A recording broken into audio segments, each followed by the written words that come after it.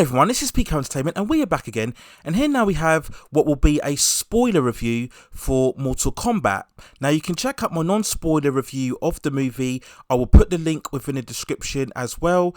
So this will be much more of just a free and much more loose discussion about what I thought were the most significant parts of the movie, what I thought worked well, what I thought didn't work as well, and just much more of an in-depth discussion overall. I won't necessarily go chronologically in all of the whole movie, but I will just go through what I believe were the standout elements throughout the whole film. Now, just to quickly recap, overall in my non-spoiler review, I felt this movie had potential and it started off great, as what I will discuss in a minute, but then it really fell flat and lost its way in the second half of the film overall. And I think some of the effects and the fight choreography could have been handled a lot better. It felt a bit cheap and tacky at times, and I think just more effort could have been made, and I think it descended into the typical traits that we see within a lot of video game adaptations overall. So yeah, it was a bit of a disappointment for me overall. So we're just going to go into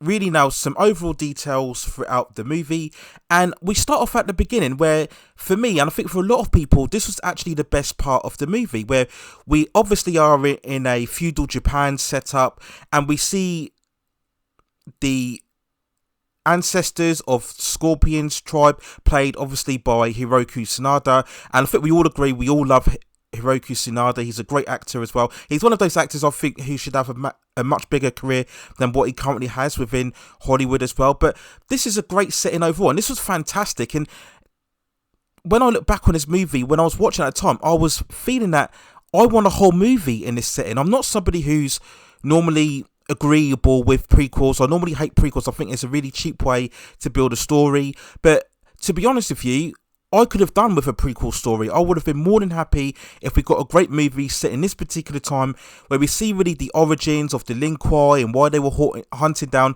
Scorpion's clan. Again, if you are well versed within the Mortal Kombat mythology, you know why this happens overall, and this is a long-running feud that they really established all the way through the franchise of the games. But yeah, this was great. The scenery was fantastic. It was very reminiscent of all of those bigger Asian blockbusters that we've known for the last 10 to 15 years. So if you look at the likes of Hero, for example, House of Flying Daggers, Crouching Tiger, Hidden Dragon, The Wall as well, and you know, the Hollywood blockbusters such as Last Samurai as well, just all of those vibes, 47 Ronin as well, just great. I love the scenery throughout this movie, and it's a very intense opening where we see SubZero at the time, and he approaches Scorpion, or the ascendant of Scorpion's wife at the time. I'll stick with Scorpion, of course, for this review, and it's a very intense moment when he approaches the kid, and the kid is very scared, and he uses the ice on his hands, very chillingly so. And this is great. This is the only time I think throughout the movie where we really generated a sense of dread, a sense of suspense and danger and jeopardy. And that really is a shame that we couldn't get this throughout the whole movie. So this is a fantastic scene. And then we see obviously that Scorpion realizes what's happened to his family. We get that really stunning moment where he sees the family shrouded in ice. And we see the emotion on Sanada's face again. Great acting. And again, this is really putting you in. At this stage, I thought this is really compelling. We could be on to quite a surprise winner at this point if it continues on the same trajectory. And we get a very great fight sequence here. Again, they showed this in the trailers and they released it online, where we see Scorpion taking out all the various other members of the Lin Kuei. Great choreography, again, great violence. And I reiterate that this was the best choreography that we got throughout the movie. It's a shame that the rest of the fights weren't handled with the same style and panache as his opening here. Fantastic overall. And we get another great fight sequence between both Scorpion and SubZero. He uses his ices again. He uses his typical harpoon, cuts SubZero's face. Great choreography.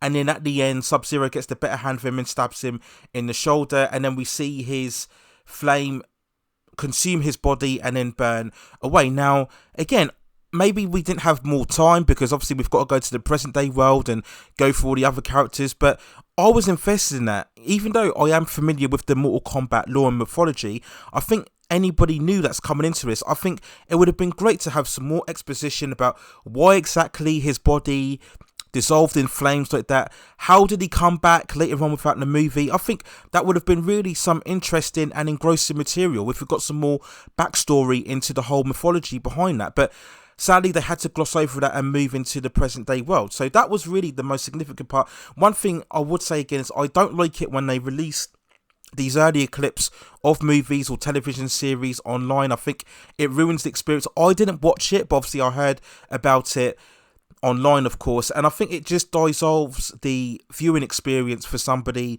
who's coming into this new and fresh overall. So that was a bit unfortunate that they felt they had to do that. Yes, okay, it's part of marketing, but really the whole 7 minutes, particularly when you've already shown it throughout the trailer already as well, I think that was very unnecessary and they shouldn't have need to do that. But we push on from that, and then we come to the next stage, and ShangChi, which was played by Chan Li, I believe that was the name's actor, and yeah, he was not convincing at all. He just didn't look the part.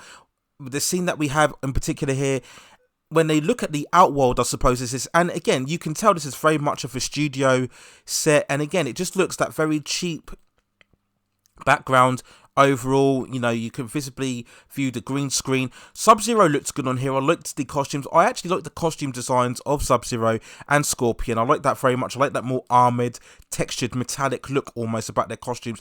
That was great as well, but I was never convinced by ShangChi either throughout this movie. So we go through now, and this is when we really start meeting the characters. We have Cole Young, of course, played by Lewis Tan, when he's having the MMA fights at the beginning, and then this is when he's tracked down by Jax in the first half, and this is of course when we know that all of the skilled fighters have the birthmark, and that's why Jax is tracking them down, because he's working with Sonya as well. So very familiar territory, nothing too significant there, but this was moving at a nice steady pace, and again, we're just taking time to delve into the story.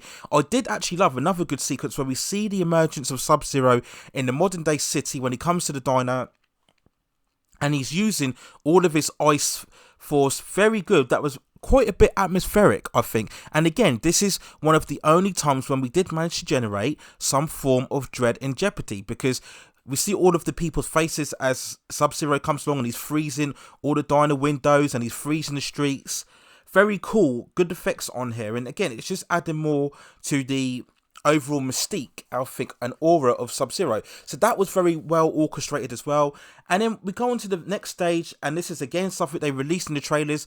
I wish they hadn't, because it would have had much more of a shock value. But we get the pursuit of Jax looking for SubZero. He's got the big gun, and this was a decent fight scene overall, I think, between the two. Some of the moves and punches thrown felt a bit clunky, but yeah, it was still quite an intense moment overall. And this is of course where we get the shocking development where SubZero freezes Jax's arms and then pulls them off. Again, had we not been revealed that within the trailer, I think this would have had far more of an impact. One thing I would say is when we get this particular sequence, I think there was a bit lacking in terms of Micard's performance here, because someone's just had their arms pulled off and he pretty much has a muted reaction. There's no shock, there's no outcry, there's no cries of emotion. He just kind of kneels there motionless as he gets thrown away. So yeah, they could have done a bit more acting there overall, but that was another particular standout scene throughout this movie. So we go on to the next development, and of course Cole Young, he meets Sonya, who I thought was very good actress. I think Jessica McNamee, I think that was her name. And yeah, overall I think she was one of the more solid interpretations of the characters throughout this movie. You know, she was very credible, very strong resolve around her. And again, this is good developments as Cole is meeting up with her. She's looking at the poster wall, explaining to him about the history of the Mortal Kombat tournament and the exposition about all the fighters who have the mark. And then we get introduced to Kano, who I think general consensus was the standout character throughout this whole film. And yes, he's already captured by Sonya. He's known to be a mercenary of the, is it the Black Organization? I think, is it the Black Zero Organization? And yeah, he was very lively, very sparky throughout, giving all these one-liners, which was great. He wasn't much of a skilled fighter though. I think that's the one thing they messed up on. I understand he doesn't have to be the strongest fighter, but I think if they'd have made him a bit more capable, throughout this film in terms of being able to fight, because we see earlier on in the desert when Sonya's able to handle him easily, and then later on when they have the training montages when he really can't fight at all against any of the top skilled fighters. So I think they should have made Kano a bit more of a skilled fighter, but no doubt about it, the most charismatic and the biggest personality throughout this film. And then we get the other stand-up sequence when we get the emergence of Reptile. And again, this was quite a good sequence. I like how they didn't just make him a humanoid figure and just have him have a reptile face or body overall. They really make him the proper chameleon-like lizard, like on all fours, assaulting them, and he was invisible. And again, this is a very well executed sequence where we see them shooting bullets at him, and the light and the glares hits off his body as he's invincible. They use flares as well. That was an inventive move. I think it's by Kano when he uses the flare to highlight Reptile. And yeah, this effects look good. And the warehouse is on fire. We see the flare popping out at the back of him. And this is an impressive set piece overall. Very good, very intense. And of course, again, this is another part which they showed in the trailer when Kano rips his heart out. Again, these are just stand-up moments. I'm going to keep reiterating this through, but they would have had far more impact had they just kept these moments away from the initial trailer overall.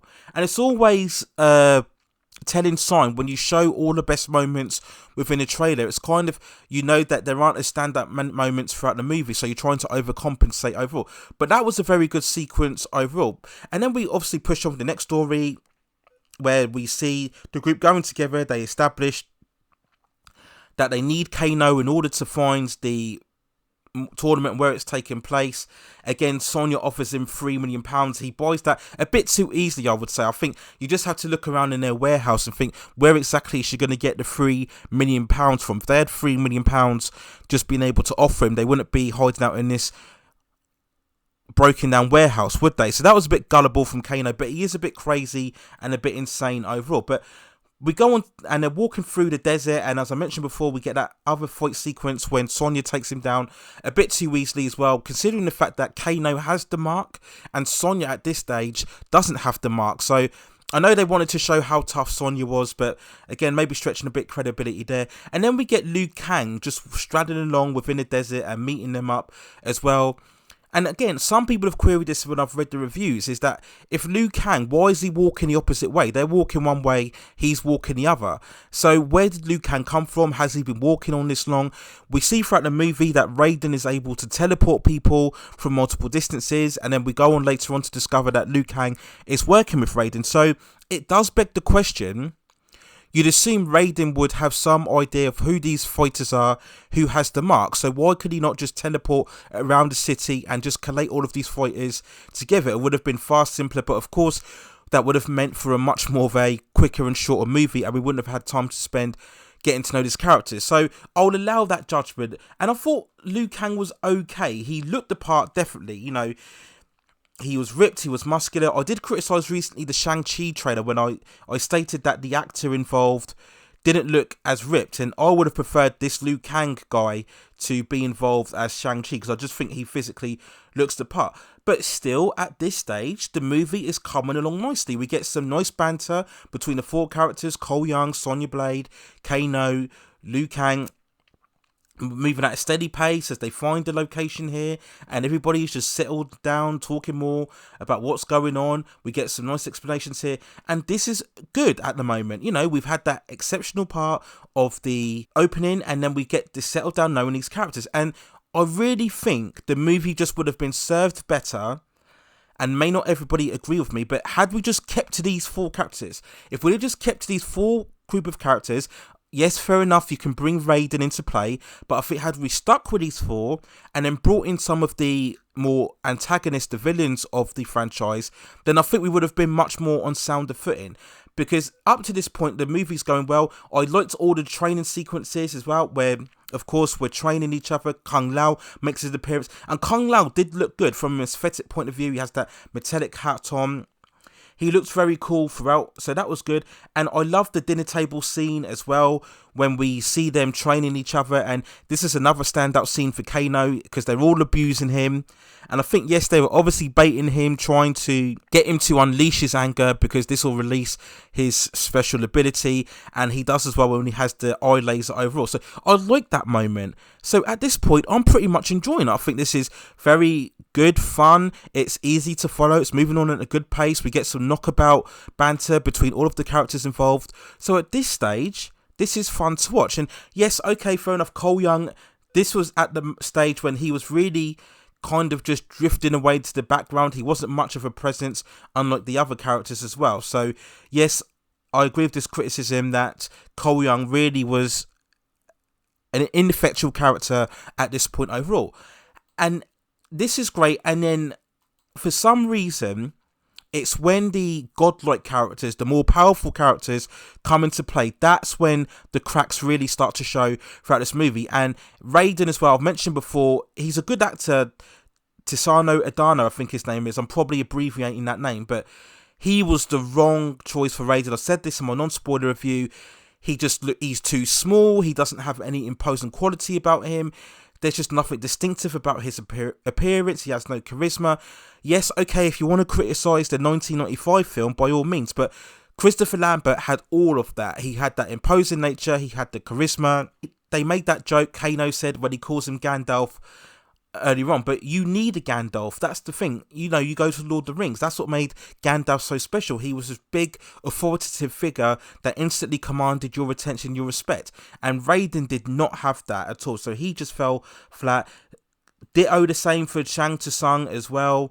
And yeah, that's when the cracks were starting to appear. And then going on to Jackson, I think they could have done a bit more in terms of showing him going through the development of how, you know, him trying to cope with his injuries overall. How exactly Liu Kang found him, I don't really think they explained that, to be honest with you. And it begs the question again, if you were able to track down Jax and put him in this temple for a while, why the hell couldn't you track down the others? Because I'm pretty sure Jax would have mentioned Sonya at this stage. He would have told Liu Kang about the fact that they're tracking down other people who are bearing the mark, and Liu Kang would have surely told Raiden. So again, it goes back to my original point. Why couldn't Raiden have just teleported and transported everybody? But that's just a bit of illogically there. But yeah, the effects that we saw Jax, where he's got the small metallic arms at first, didn't look great. Looked a bit cheap, if I'm being honest. I guess it was CGI. It just didn't look right on him. We see the scene there at the dinner table. Just didn't look right. I think they could have done a far better effort. Maybe have gone for a more prosthetic look as well. Just didn't look right. Obviously, it looks better when its arms are fully grown. They were trying to go for some sort of evolving development with him. But yeah, it just didn't work. Mehcad Brooks was all right in this role, actually, to be fair, for whatever scenes he was had. Like I said, he was better in the first part of the movie than what he was in the second part. So again, that was another weak point. But it was really, once we start going into the Outworld more and we're introducing the likes of Cabal and the likes of Melina as well, they were very weak villains, very flat, no charisma, no personality about them at all. We got the switch again when Cabal somehow manages to convince Kano to double cross everybody and let ShangChi into the fortress, because that's when Raiden was protecting it against ShangChi. That was too quick of a development. You know, these are kind of mortal enemies, and he promises him more money, but why would you trust these guys? You know, he was once an adversary of yours, and you're just going to turn over quickly. And I think overall, a lot of people were let down by the fact that Kano were turned into a villain. I think it's always great when you have an ensemble adventure like this. It's always good to have that member who's a bit rogue, who is with you for most of the way, but could turn at any point and moment in time, but ultimately doesn't. But he always leaves you hanging in the balance. So I think it was a shame that Kano just turned into a villain so quickly overall. This is when it really was starting to fall away, because everybody was kind of teleporting away all of a sudden, transporting to different places. We saw that Cole had gone back to his family, and all of a sudden Guru was there. Like, why? Like, why did he just appear there all of a sudden? That didn't make any sense. Melina takes on Sonya later on as well. Again, Melina is a skilled warrior. Sonya is, yeah, she's a skilled, competent, but she doesn't have any of the mystical power that Melina does. So Melina should have beaten Sonya easily at this point. And then yeah, just the fight sequences just didn't really follow through. And Kung Lao later on, I wasn't convinced by character-wise. He was the first victim when he falls away to the ShangChi, taking his hold. That was a decent moment, I suppose. But again, they had such a lack of threat in terms of ShangChi. I didn't like the computer rendition of Guru. I just felt he was too short. His arms were too short. He just didn't look finished properly. I still think, and no one's going to like what I say here, but the actual original version within the first game of Mortal Kombat looked way better than this, and I think they should have stuck closer to that version. That would have looked far better. You know, in that rendition, he's got much longer arms, he's much more taller, he's much more menacing as well, so they should have gone for that overall. And then we got to this stage where I'm sure like many, we were wondering what exactly is Cole's power, because everybody's unleashed their special abilities at this point, but he's the only one that hasn't. And he just has this weird armor. He's got these spikes on here. I don't know where exactly it comes from. I thought he was going to be the new Scorpion. I thought that's what they were taking to him, because they do mention he is the descendant of the bloodline. So that's why I thought they were taking him as well. But that wasn't the case. So it was just weird with this armor, and he's fighting him again. He shouldn't be beating Guru. Guru's way more powerful. He's a boss character in the movies, of course. So this shouldn't be happening. And then at this stage, Kung Lao dies. They teleport away into this blue misty background. Again, this is the stage where the movie really doesn't know what it's doing at this point. And this is where I also criticise it, because the whole point of Mortal Kombat is the tournament set up, right? But we didn't get the tournament. We got people fighting, yes, but there was no tournament. And this is what hurts it, because they were having these multiple fights just cross-cutting against each other all the time. So none of the fights stuck out. None of the fights were distinctive. It was just all over the place. And the film suffered as a result. The whole point of having a tournament set up is that you can set each fight one step at a time. You can draw in the scenes, ramp up the tension, as have two combatants taking place and fighting each other in confined spaces. It just adds more to the tension overall, but we never got that. And again, everybody's just fighting each other. We did get some gruesome fatalities. We had one in particular, I think, when Sonya takes out Melina. She punches a hole through her stomach. You see her spine. This is when, of course, Sonya had managed to exhibit her powers by defeating Kano. Again, if you kill one of the people with the mark, you then get the abilities as well. That was never defined as such, but that was a gruesome one. We had another gruesome when Jax smashes the head, I think, is it of Reiko or someone like that on here. That was very gruesome as well.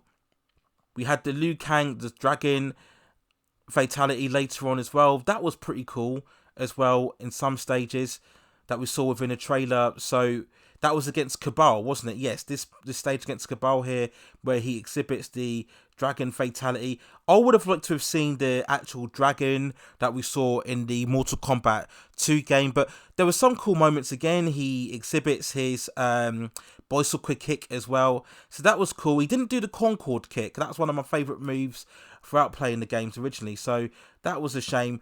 But yeah, at this point, everything is just throwaway. It's just disposal. It reminds me a lot of the Scorpion's Revenge, the recent animated film that came out last year, I believe, and that was the same, where it started building up its story well, but once it gets into all the fights, everything just feels generic.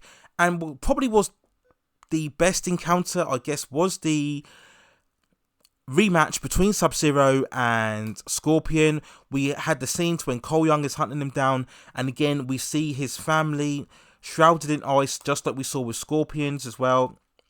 Cole Young isn't really a match for him, and then we get the emergence of Scorpion. Again, unless I missed it, there was no real explanation as exactly how Scorpion has come back now. Why has he only chosen to come back now? Why is it taking him all of these hundreds of years? Are you telling me that nobody else exhibited the marks that was able to come back? It just didn't explain it. But we had the cool fight sequence here. We had the come here catchphrase.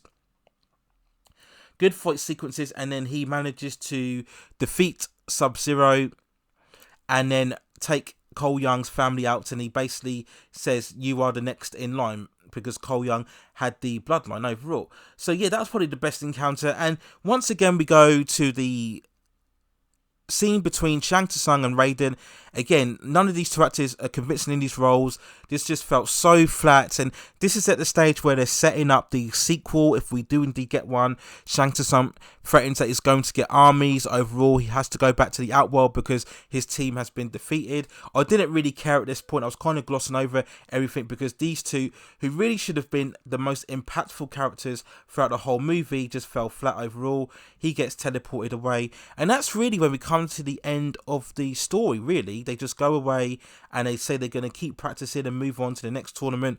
We had the typical closing end credit stinger, if you like, when they have to get more warriors, and then we catch up with Cole Young back at the gym again, and he states that he's quitting the MMA fighting because he has to go away and find someone else. And then we cut away to the movie poster of Johnny Cage, and then that is when the movie ends. So again, a lot of people were disappointed because we didn't see Johnny Cage in the original film. I just think it's because he's much more of those iconic characters, and just like we had in the 1995 film, I believe, he should have been that human POV character that introduces the audiences into the characters, because he is the one person that has no idea what's going on. You know, we look at all the other characters, Liu Kang, Jax, Sonya, they all have some idea of the Mortal Kombat tournament or the fighters with the mark, but Johnny Cage doesn't. So that's what makes him a special character as well. So if we do get a sequel, they may